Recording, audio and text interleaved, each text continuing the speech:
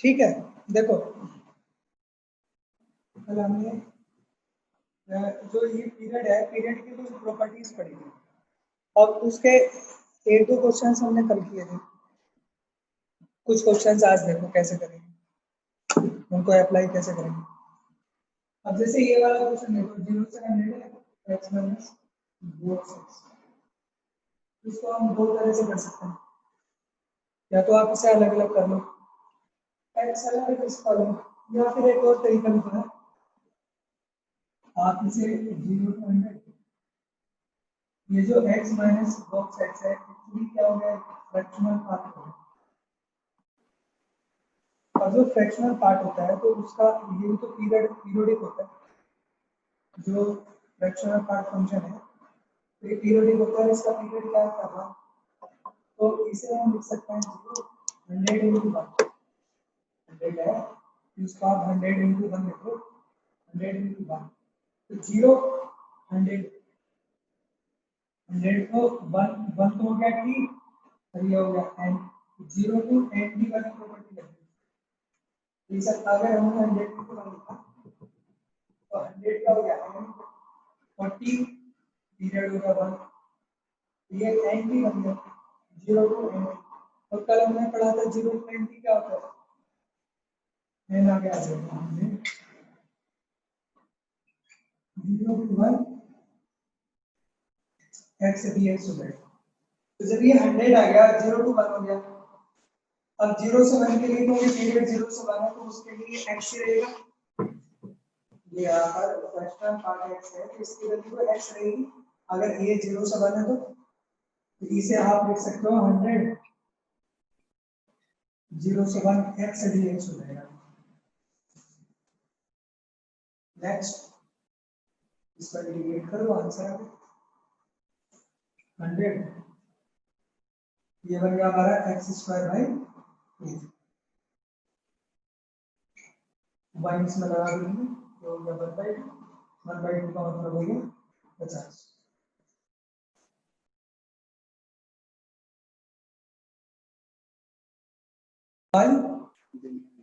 धीरे आ रही, इसकी आवाज बढ़ा, इसके बाद में बढ़ी। हाँ हाँ बच्चों समझ में आया, ये आपको समझ में आया, ये हमने x माइनस बॉक्स x है तो इसको हमने फ्रैक्शनल पार्ट x लिख दिया। अब ये जो फ्रैक्शनल पार्ट x लिखा है 0 to 100, इसको हमने लिख दिया 100 into 1, तो 0 to nt वाली प्रॉपर्टी लगी ना, 0 to nt का पता है तो n आ गया जाए 0 to t 1 हो गया। क्यों, क्योंकि ये जो फ्रैक्शनल पार्ट फंक्शन है इसका पीरियड कितना है 1। अब जब इसका पीरियड 1 है 0 to 1 तो इसे इसको फ्रैक्शनल पार्ट x को हम क्या लिख सकते हैं, x का इंटीग्रेशन करके निकला तो आंसर आ गया। और ठीक जैसे ये वाला क्वेश्चन है इसको भी आप ऐसे कर सकते हो, इसको देना नीचे फ्रैक्शनल पार्ट आ रहा है ऊपर ही आ रहा है तो इसको आप ऐसा लिख दो, अगर 0 to n और ये इसको हम x माइनस फ्रैक्शनल पार्ट ये भी तो लिख सकते हैं।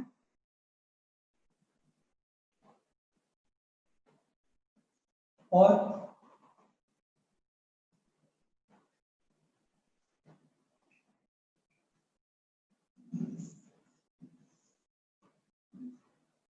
इसको हम अलग अलग दो बना दें,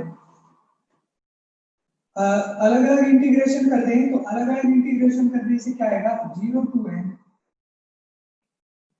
ये आएगा x dx,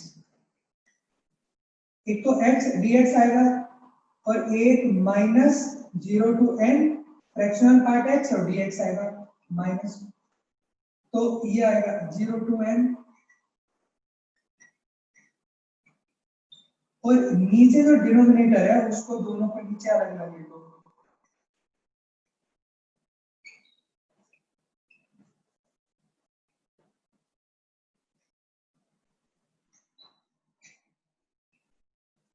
ये पूरा का पूरा इंटीग्रेशन इससे कैंसिल हो जाएगा,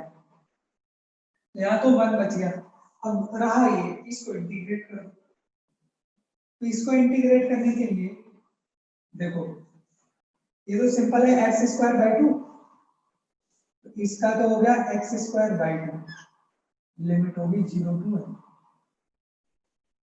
और ये 0 टू n है, तो n तो कोई इंटीजर रहा होगा, n तो कोई इंटीजर है, तो 0 टू n है, तो इसको लिख देंगे n, और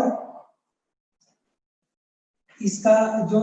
ये वाला जो फंक्शन है, तो इसका पीरियड तो 1 है, तो इसे n इंटू 1 लिख सकते हैं, तो n तो आगे आ जाएगा, और ये 0 टू 1, और जब ये 0 टू 1 हो जाएगा, तो तब ये जो ये है इसको आप लिख दोगे x फ्रैक्शनल पार्ट को x dx, तब इसका भी इंटीग्रेट करो, यहाँ पे n स्क्वायर बाई टू, और यहाँ पर ये भी एक्स स्क्वायर बाई टू, तो 1 लगा दिया, तो ये कितना आ जाएगा, सॉल्व करके n आ जाएगा।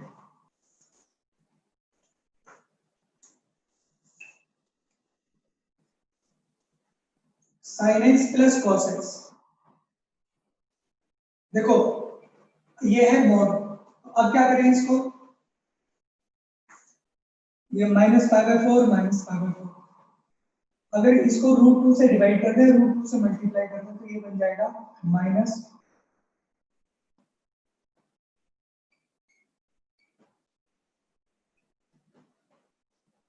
तो √2 से मल्टीप्लाई कर दिया और √2 से डिवाइड कर दो, तो √2 से डिवाइड करेंगे तो ये बन जाएगा 1/√2 sin x cos x,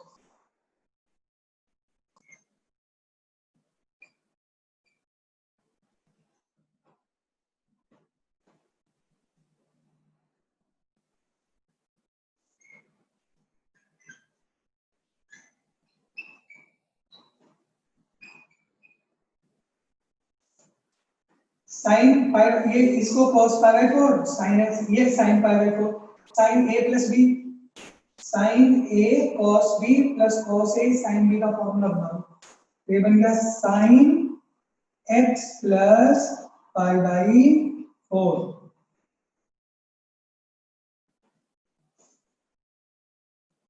अब देखो जो कल प्रॉपर्टीज में बता रहा था कि इसमें जैसे x आ रहा है, यहाँ पे आप इसमें से -π/4 कर दो x में, तो ये n पाई है, क्या बनेगा माइनस, अब यहाँ पर अगर हम क्या कर दें, π/4 को माइनस कर दें, ये बच जाएगा sin x, अगर यहाँ पर हम -π/4 करेंगे, यहाँ पे +π/4 करेंगे, तो +π/4 करेंगे तो क्या बन जाएगा 0, यहाँ पर प्लस करेंगे तो ये बनेगा n पाई,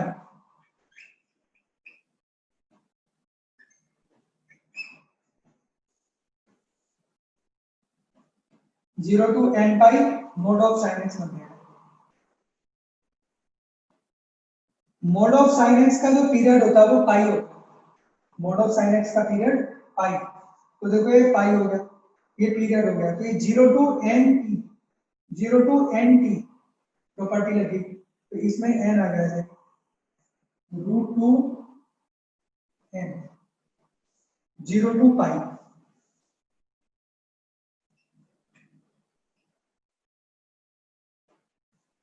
√2, 0 से पाई, 0 से पाई के लिए हमेशा जो मोड ऑफ sin x, जो sin x की वैल्यू होगी वो हमेशा पॉजिटिव होती है, तो 0 से पाई के लिए sin x नेगेटिव तो हो नहीं सकता,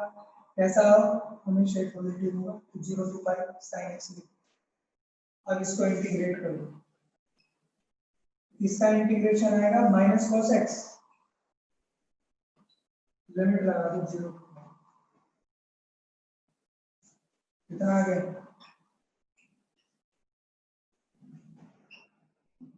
cos पाई -1 -1 -2 माइनस माइनस प्लस 2√2, ये आंसर आ गया।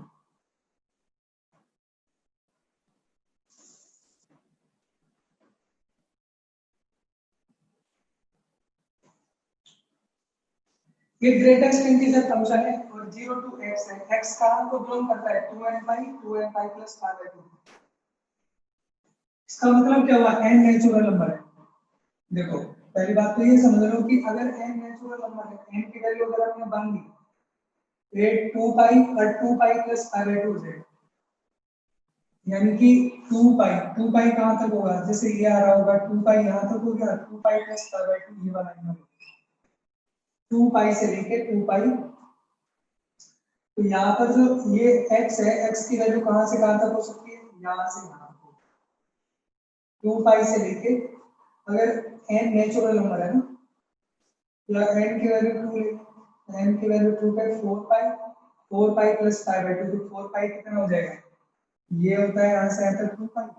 फिर ये हो गया एक बार और 4 पाई प्लस पाई बाय 2, तो यही n आएगा हमेशा का हमेशा। जब भी आप n की वैल्यू चाहे 1 लो, 2 लो, 3 लो, 4 लो, तो यहाँ पे या तो n की वैल्यू मान लेंगे 2 पाई प्लस पाई बाय 2, या फिर 4 पाई प्लस पाई बाय 2, 6 पाई, 8 पाई, ऐसे करके n आएगा, यानी यही वाला n आएगा। x जो बिलोंग करेगा, तो x की बिलोंग x यहाँ से यहाँ तक हो सकता है, 2 पाई से लेके 2 पाई बाय 2, ये वैल्यू x की। लेकिन शुरू कहां से हो रहा है इंटरवल हमारा, t की वैल्यू कहां से शुरू हो रही है, 0 से लेके x तक हो रही है, और x की वैल्यू कहां से शुरू होगी, जैसे सपोज कर लो मैं n की वैल्यू 1 ही ले रहा हूं, तो वो शुरू हो जाएगी कहां से, 2 पाई से लेके और कहां तक, 2 पाई प्लस पाई बाय 2 तक, ये ऐसे शुरू हो जाएगी, या तो ये होगी या 4 पाई हो सकता है यहाँ पे। तो ये शुरू कहां से हो रहा है, 0 से, तो आप इसको ना ब्रेक करेंगे, कैसे ब्रेक करोगे कि x की वैल्यू 0 से शुरू हो रही है ना, और x की वैल्यू कहां से, 2 पाई से, कितनी हो सकती है, या तो 2 पाई हो सकती है, या 2 पाई से थोड़ी बड़ी भी हो सकती है, 2 पाई, तो यानी कि ये 0 से तो शुरू हो रही है, और x की वैल्यू कहां से शुरू हो रही है, 2 पाई से,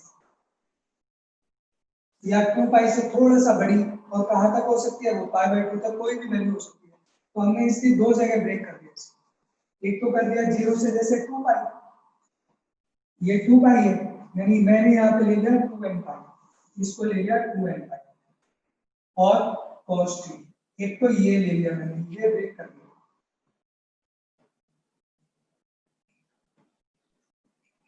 ये ब्रेक कर दिया cos t डी, और दूसरा कहां से, प्लस 2n पाई से लेकर के जो बच गया, मतलब यहां तक तो ले लिया 0 से लेके 2n पाई तक, 2n पाई से लेके और 2n pi plus pi by 2, दो इस तरह से अलग अलग ब्रेक कर दिया, ठीक है।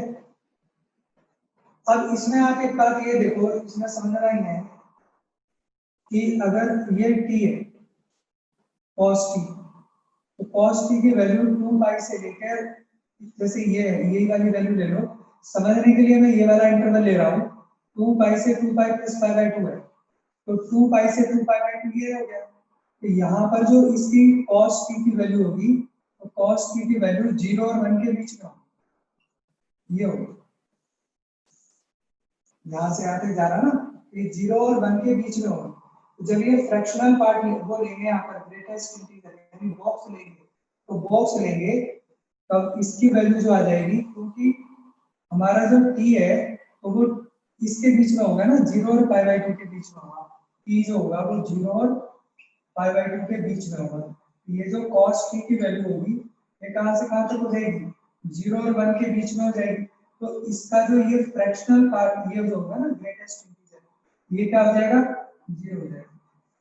क्यों, 1 से छोटा है ना, तो इसलिए क्या हो जाएगी ये वैल्यू 0, तो यहाँ पर जो इसकी वैल्यू है वो 0, ये वाला जो इंटीग्रेशन होगी ये 0 हो जाएगा, ये वाला। अब बात आती है इसकी, आती है जैसे अब ये cos t है, तो इसमें ये अगर हम n की वैल्यू 1 के लिए नहीं देखें तो 0 से 2 पाई हो गया, ये होगा 0 से 2 पाई, तो 0 से 2 पाई को समझने के लिए अगर इसका मैं ग्राफ बनाऊं 0 से 2 पाई, तो 0 से 2 पाई का ग्राफ cos का तो ऐसे बनेगा, ये ऐसे,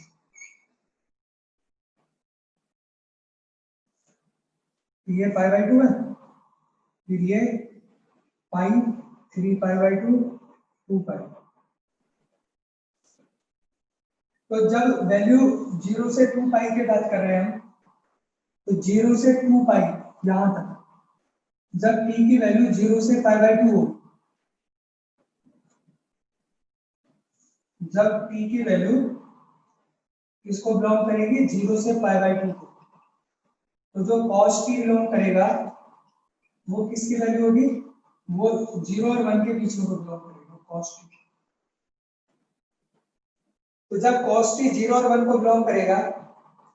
तो इसकी जो बॉक्स की वैल्यू होगी वो कितनी हो जाएगी, 0 हो जाएगी। तो 0 हो जाएगी तो इसका जो ग्राफ आएगा तो वो ये वाला आएगा ना, 0 यहां से लेके यहां तक 0 रहेगा बॉक्स। जब हम यहां से यहां तक चलेंगे, ये क्या है हमारा π/2, और π/2 से यहां तक जाएंगे पाई तक, तो π/2 से पाई तक के लिए जो वैल्यू रहेगी π/2 से और पाई के बीच में, तो अब जो वैल्यू रहेगी, ये t की वैल्यू π/2 से पाई है, तो जो cos t की वैल्यू होगी cos t, तो इसकी जो वैल्यू होगी वो -1 से 0,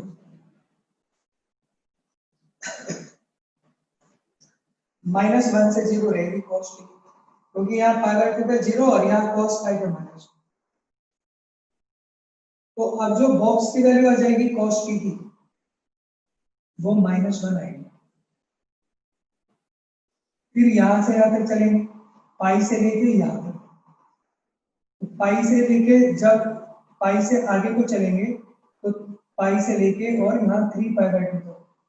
तो पाई से 3π/2 तक भी मैं बता रहा था कि जब π/2 से पाई है, ये किसकी वैल्यू है, t की। अगर t π/2 से पाई होगा यहां से लेके यहां तक, तो cos t की वैल्यू भी -1 से 0 होगी, तब जो ये बॉक्स आएगा cos t, इसकी वैल्यू क्या हो जाएगी, -1। अब यहां से आगे देखो, यहां से ये क्या है, पाई, पाई से, और ये 3π/2, तो पाई से 3π/2 यानी t जो है, अगर वो पाई और 3π/2 के बीच में होगा, तो cos t कहां से कहां तक हो रहा है, तब ये -1 से 0 होगा। ऐसे होगा ना, यहाँ तक पहले 0 से -1 आएगा, फिर -1 से 0 आ रहा है, तो यहाँ भी जो बॉक्स की वैल्यू होगी इसकी, वो क्या होगी, -1। तो इसका मतलब हमने ये देखा कि π/2 से पाई और पाई से 3π/2, बॉक्स की जो वैल्यू है वो -1 रहेगी, यानी यहां से लेके ये और यहां तक, ये पूरी वैल्यू यहां से यहां तक -1 रहेगी। कहां से, π/2 से और 3π/2। अब 3π/2 से आगे आ जाओ यहां तक, जब 3π/2 से आगे 2 पाई तक आएंगे, अगर t 3π/2 से कहां तक रहेगा, 2 पाई, तो अब जो वैल्यू रहेगी 3π/2 से 2 पाई तक, तो cos t की वैल्यू 0 से 1 रहेगी। तो अब जो बॉक्स होगा ये, इसकी वैल्यू फिर 0 हो जाएगी, यानी कि अगर जैसे 0 से 2 पाई का अगर इंटरवल होगा, तो 0 से 2 पाई वाले इंटरवल में ब्रेक करेंगे 0 से π/2, π/2 से पाई, पाई से 3π/2 और 3π/2 से 2 पाई। तो इसमें दो तो 0 हो गए, एक तो 3π/2 से 2 पाई वाला 0 हो गया, 3π/2 से 2 पाई ये 0 हो गया, ये वाला। तो इसका जो ग्राफ बनेगा ना बॉक्स का cos t का, वो कैसा बनेगा, वो ऐसे बनेगा, यहां से यहां तक ये लाइन आएगी, ये वाली, ये 0 से, तो देखो ये जैसे cos t का ये ग्राफ बनता है 0 से 2 पाई तक, यहां तक हो गया, तो इसमें ये बॉक्स है, तो इसका ग्राफ कैसा बनेगा, बॉक्स का ग्राफ, ये 0 से π/2 है, तो अगर t की वैल्यू अगर हमारी 0 से π/2 होगी, तो cos t 0 से 1 होगा, तो बॉक्स की वैल्यू क्या हो जाएगी 0, यानी कि 0 से π/2 तक जो रहेगा इसका जो ग्राफ रहेगा वो 0 रहेगा, यानी यहां से यहां तक 0 रहा। इसके बाद π/2 से लेके और पाई तक, π/2 से लेके और पाई तक जो होगा तो वो ये रहा। तो वैल्यू क्या रहेगी π/2 से पाई तक cos t -1 से 0 रहेगा, तो बॉक्स की वैल्यू -1 रहेगी, यानी ग्राफ -1 रहेगा यहां से यहां तक हमेशा। ये वाला जो ग्राफ है ये वाला, तो ये बॉक्स cos t का है, बॉक्स cos t। और फिर चला हमारा यहाँ से पाई से लेके 3π/2, तो अगर t π/2 से यहाँ तक रहेगा, पाई से लेके 3π/2 तक, तब cos t की वैल्यू -1 से 0 रहेगी और बॉक्स की वैल्यू भी -1 रहेगी। अब t की वैल्यू 3π/2 से लेके और 2π, 3π/2 से 2π रहेगी, तो cos t की वैल्यू 0 से बन रहेगी, तो बॉक्स की वैल्यू 0 हो जाएगी। यानी जो ग्राफ बनेगा इसका 0 से 2π में बॉक्स का जो ग्राफ बनेगा तो वो यहाँ से यहाँ तक आएगा, फिर यहाँ से यहाँ तक आएगा, फिर यहाँ से यहाँ तक आएगा, उसके बाद ये रिपीट होता रहेगा, यानी ये 2π के बाद रिपीट होगा। ऐसे ही बनेगा हर बार, जैसे 0 से 2π बना, ऐसे 2π के बाद 4π, 2π से 4π में बनेगा, 4π से 6π में बनेगा, तो इसका पीरियड 2π होगा। तो पीरियड 2π हो, पीरियड अगर इसका 2π हो गया तो 0 टू nt वाली प्रॉपर्टी से n पहले आ जाएगा, 0 टू t। अब 0 से 2π में जो वैल्यू रहेगी, इसकी जो वैल्यू रहेगी, तो एक तो वैल्यू ये वाली 0 हो गई और एक ये वाली 0 हो गई, दो वैल्यू 0 हो गई, तो वैल्यू बची कौन सी π/2 से 3π/2 पे -1, तो π/2 से लेके 3π/2 पे -1 और बाकी दो वैल्यू वो 0 हो गए उनके इंटीग्रेशन, एक 0 से π/2 का और एक 3π/2 से 2π/2। अब इसको इंटीग्रेट कर दो, इसको इंटीग्रेट करके यार तो -nπ आपका आंसर होगा।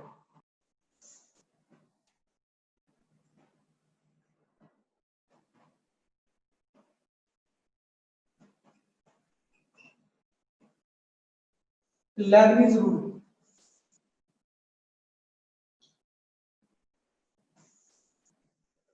एक फंक्शन है f(x),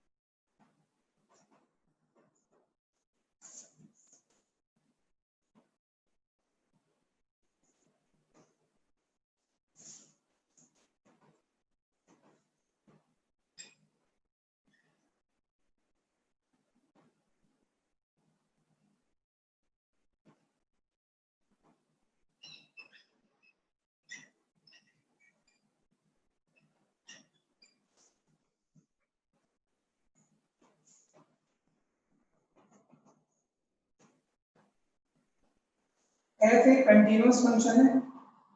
ए बी पर, और ux and dx are differential functions of x whose values lie in ab। जो ux और dx दोनों फंक्शन है उसकी जो वैल्यूज होगी वो ab के बीच में लाई करनी चाहिए। तब dy dx फंक्शन f का इंटीग्रेशन जो होगा ux to dx equal to f dx v dash x minus f ux u dash x होता है। इसको हम प्रूव कर सकते हैं। ये f t dt है ना, इसका जो इंटीग्रेशन है या fx dx का जो इंटीग्रेशन है उसको आप ft कैपिटल ft ले लो, कितना ले लो,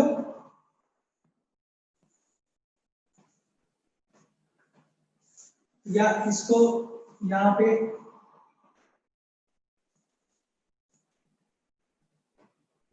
fx dx है ना, fx का जो इंटीग्रेशन कोई फंक्शन है f, इसका इंटीग्रेशन को कैपिटल fx ले लो। तो इसको जब डिफरेंशिएट करेंगे तो fx किसके इक्वल आ गया, f डैश x के इक्वल होना चाहिए ना। हमने ये ले लिया कि अगर कोई जो फंक्शन है ना f, उसको जब हम इंटीग्रेट करते हैं fx आता है,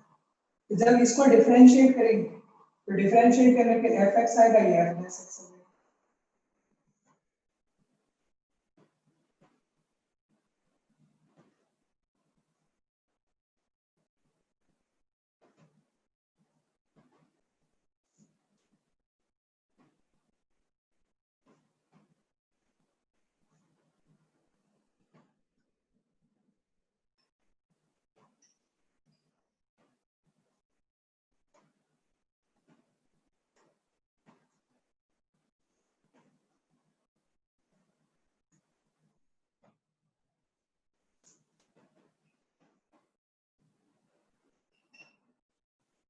इसको क्या लिख सकते हैं, एफ टी डी टी आ रहा है ना,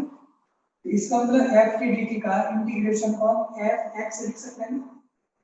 यहाँ लिख सकते हैं हम इसको इंटीग्रेशन एफ टी, और लिमिट क्या आ जाएगा U X to D x.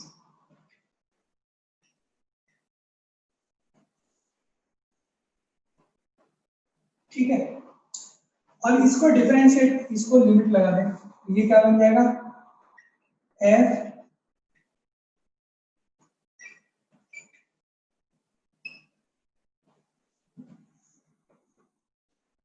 जो इंटीग्रेशन है एफ एक्स डी एक्स वो एफ एक्स के इक्वल है, कैपिटल एफ एक्स के। तो ये जो एफ टी डी टी इसका जो इंटीग्रेशन हुआ वो एफ टी के इक्वल हो गया, लिमिट ऐसे आ गई, फिर हमने लिमिट लगा दी तो ये इसकी वैल्यू आ गई।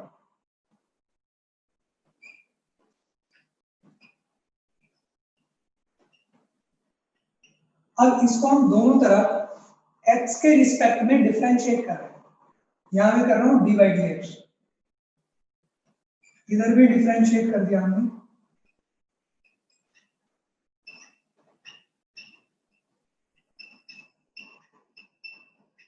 और इधर भी डिफरेंशिएट कर दिया। तो देखो पहले हम इसको डिफरेंशिएट करेंगे, तो इसको डिफरेंशिएट करेंगे तो पहले f को डिफरेंशिएट करेंगे ना, तो इसका डिफरेंशिएशन क्या आएगा f डैश और vx ऐसे आएगा। इसको डिफरेंशिएट करने के बाद हम इस वाले फंक्शन को डिफरेंशिएट करेंगे, तो vx का डिफरेंशिएशन क्या आएगा मल्टीप्लाई v डैश x आएगा, और x का तो 1 हो जाएगा बाद में, माइनस इसको डिफरेंशिएट करेंगे f डैश ux आएगा, f डैश ux आएगा, और फिर ux का करेंगे, ux का कितना आएगा u डैश x आएगा।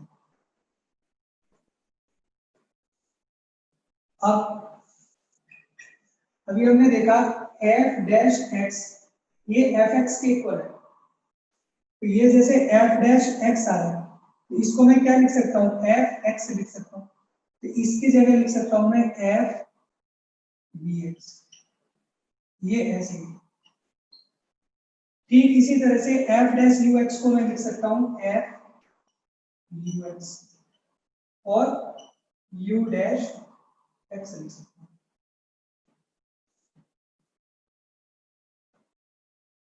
हूं। This is called Lebanese rule. इसमें जो एफ कोई फंक्शन है तो वो कंटिन्यूअस है, कहां पर, ए बी पर कंटिन्यूअस फंक्शन होना चाहिए। यू एक्स और वी एक्स दो फंक्शन है, डिफरेंशिएबल है और एक्स के फंक्शन है वो, जिनकी वैल्यू जो होगी एफ एक्स और यू एक्स की दोनों की वो ए बी के बीच में लाई करनी चाहिए।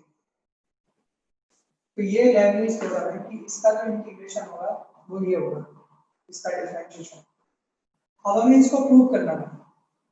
तो ये जो फंक्शन है कोई एफ एक्स dx, इसको अगर मैं ये कहूं कि इसका इंटीग्रेशन एफ एक्स का वो कैपिटल एफ एक्स आ रहा है, ये एज्यूम किया हमने, सपोज करो इसका कोई कुछ तो इंटीग्रेशन आएगा ना एफ एक्स dx का, तो इसका इंटीग्रेशन मान लो ये आ रहा है। अगर मैं इसे डिफरेंशिएट कर दूंगा एफ डैश एक्स हो जाएगा, तो ये तो एफ एक्स ही बचेगा। ये मैंने लिखा है U X to B X F T D T. तो जब मैं ये कह रहा हूं कि इसका जो इंटीग्रेशन है एफ का इंटीग्रेशन वो कैपिटल एफ है, तो limit U X to B X ऐसे आ गई। अब मैंने इस लिमिट को पुट कर दिया कहां पे, टी के प्लेस पर, तो ये वी एक्स हो गया और यहाँ पे यू एक्स हो गया, F V X minus F U X. इसके बाद अब क्या होगा, अब आप इसे डिफरेंशिएट कर दो, differentiate both sides, differentiate both sides, दोनों साइड में आपने डिफरेंशिएट कर दिया। तो ये तो D by D X with respect to X, with respect to X कर दिया। तो ये तो D by D X U X to B X हो गया एफ टी डी। ये एफ इसका डिफरेंशिएशन कैसे करेंगे, पहले एफ का करेंगे तो एफ डैश हो जाएगा, बी एक्स ऐसे आ गया, फिर बी एक्स का करेंगे बी डैश एक्स, फिर इसका एफ डैश यू एक्स करेंगे, यू का यू डैश एक्स करेंगे। अब आप ये देखो कि एफ डैश एक्स जो वो इसके इक्वल है एफ एक्स के, तो एफ डैश ये एक्स हो गया, इसको हम क्या लिख सकते हैं, स्मॉल एफ बी एक्स, ये ऐसे स्मॉल एफ यू एक्स, ये ऐसे। अब इसको अप्लाई कैसे करेंगे, तो क्वेश्चन देखो आप, ये आपको y की वैल्यू दी हुई है और आपको फाइंड क्या करना है, dy अपॉन dx फाइंड करना है, dy d upon dx of y, ये फाइंड करना है, यानी आपको इसको डिफरेंशिएट करना है। तो इसको डिफरेंशिएट करा आपने dy dx, तो इसका मतलब आप इसको डिफरेंशिएट करना चाह रहे हैं, यही तो कर रहे हैं आप।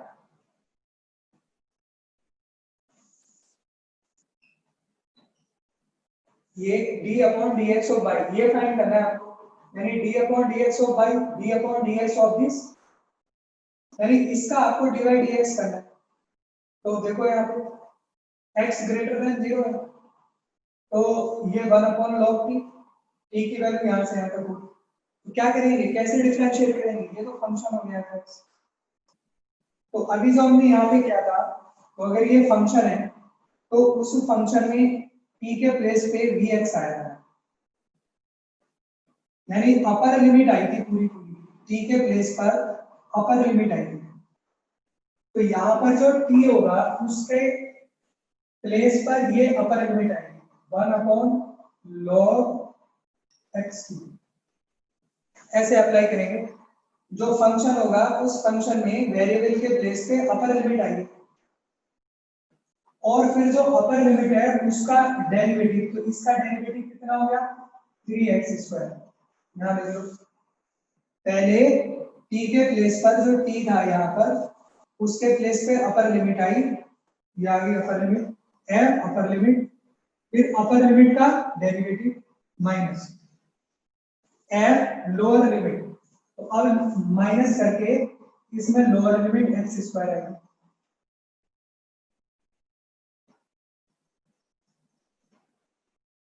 और फिर x² का डेरिवेटिव आएगा। यानी फंक्शन में पहले अपर लिमिट आएगी अपर लिमिट का डेरिवेटिव माइनस फिर वेरिएबल की जगह लोअर लिमिट का डेरिवेटिव। ये है, इस तरह से अप्लाई करते हैं, बस यही आंसर है। थ्री और आगे कर सकते हो तो सॉल्व कर लो, जो कर सकते हो आप,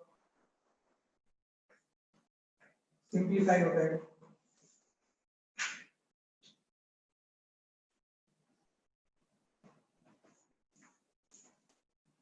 जैसे 3x² है, 3 तो आगे आ जाएगा, 3 log x होगा, ये 2 आगे आ जाएगा। अब इसमें से 3 से 3 कट गया, 2 से 2 कट गया, x बाई log x को कॉमन ले लो, x माइनस 1 बच जाएगा।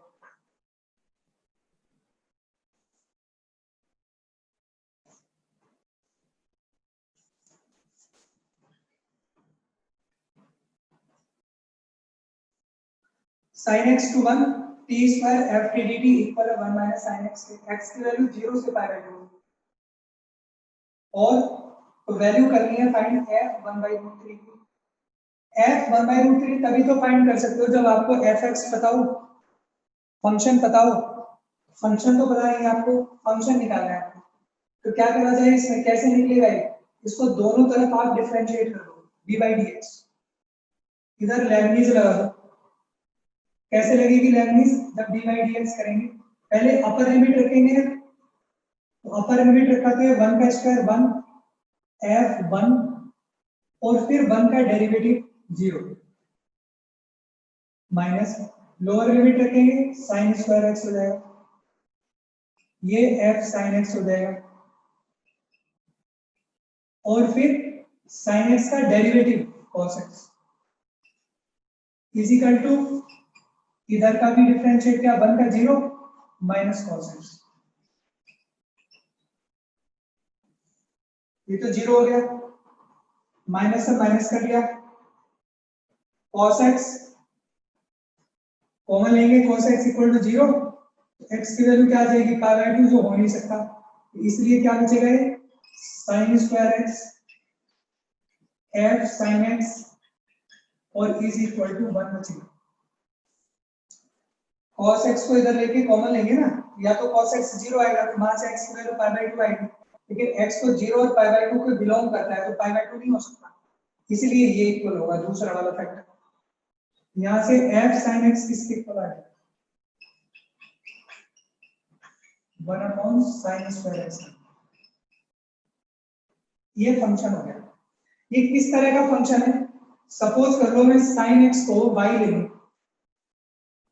तो sin x को y लिया तो 1 अपॉन y स्क्वायर, तो ये तो फंक्शन ये बन गया ना f y equal to 1 by y square, ये कोई फंक्शन रहा, या ये भी कह सकता हूं मैं f x equal to 1 by x square, या f z equal to 1 by z square, variable तो कोई भी ले लो, कि इस तरह का कोई फंक्शन रहा होगा 1 अपॉन y स्क्वायर। अब फाइंड क्या करना है, f 1 बाई रूट 3 करना है, यानी y को क्या रख दूं मैं 1 बाई रूट 3, तो अगर मैंने y को 1 बाई रूट 3 रखा तो y को 1 बाई रूट 3 इसका स्क्वायर कर दिया 1 बाई 3 3 आंसर आ गया। ये कितना आंसर आ गया 3।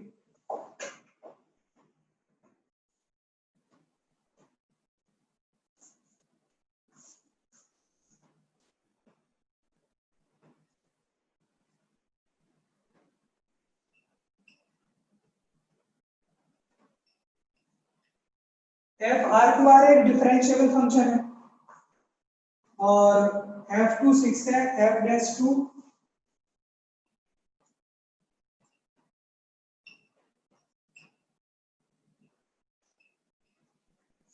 f डैश 2 1 बाई 48 है, तो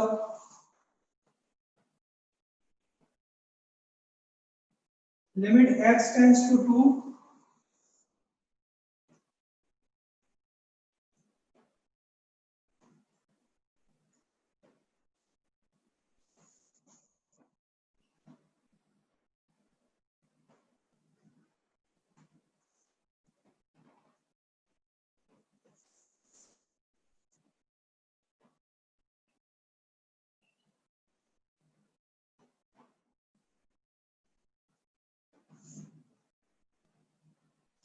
ये लिमिट निकालनी है,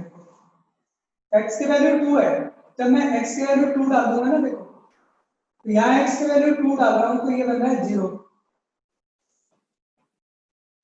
और जब इसमें t वाले में x की वैल्यू 2 डाली तो ये f2 की वैल्यू 6 हो गई, ये 6 to 6 लिमिट सेम होगी 6 to 6, तो ये भी 0 बन जाएगा, ये 0/0 फॉर्म होगी। तो आपने लिमिट में पढ़ा होगा 0/0 इनडिटरमिनेट फॉर्म होती है, तो अगर ये 0/0 फॉर्म बन गई तो इसमें एल हॉस्पिटल लगा, एल हॉस्पिटल क्या होगा, ये इस तरह का फंक्शन हो गया, x-2 अलग कर दो और ये 6 to fx 42 और इस तरह से हो गए 6 to fx 42 dt upon x-2, और इसमें हमने लिमिट लगाई, तो लिमिट अगर x की वैल्यू 2 लगा रहे तो ये 0 हो जा रहा है, यहां लगा रहे तो ये f2 6 दे रखा है, तो कितना हो जाएगा f2 6 लगाने पर 6 to 6, यानी ये वाली वैल्यू 0/0 इनडिटरमिनेट, इसलिए एल हॉस्पिटल लगाओ। तो जब इसमें एल हॉस्पिटल लगा देंगे अब, तो ये वाली वैल्यू 1, ये 0, और ऊपर जब इसमें एल हॉस्पिटल इसको डिफरेंशिएट कर रहे हैं ना x के रिस्पेक्ट में, तो इसको भी डिफरेंशिएट करेंगे, तो इसको डिफरेंशिएट कैसे करेंगे, ये होगा d/dx 6 fx 4t3, ये होगा, और लिमिट x टेंड्स टू 2, तो इसमें क्या लगेगा, लेबनीज से इसका डिफरेंशिएशन होगा, कैसे, पहले आप ये जो fx है अपर लिमिट है, तो अपर लिमिट को यहां पर रखोगे, तो अपर लिमिट रखी आपने, कितनी आ गई अपर लिमिट रखने पर, अपर लिमिट रखने पे क्या आएगा, आपने अपर लिमिट रखा 4 fx का पावर 3, अपर लिमिट, यहां पे अपर लिमिट रखा, फिर अपर लिमिट का डेरिवेटिव, ये f डैश x होगा, फिर माइनस, अब लोअर लिमिट रखा आपने 4 और 6 का क्यूब, और फिर लोअर लिमिट का डेरिवेटिव, तो अगर ये लोअर लिमिट या अपर लिमिट में से कोई सी भी अगर कांस्टेंट हो तो उसे समझ लो कि वो 0 ही हो जाएगा, 6 का डेरिवेटिव 0, यानी ये 0 ही हो गया, अगर ये कोई कांस्टेंट आ रहा हो तब वो 0 ही हो जाता है, तो ये तो 0 हो गया। अब लिमिट x टेंड्स टू 2, इसमें अब लिमिट लगा दो 4 f2 3 f डैश 2, ये तो 0 हो गया। अब 4 f2 गिवन है हमको f2 6 का क्यूब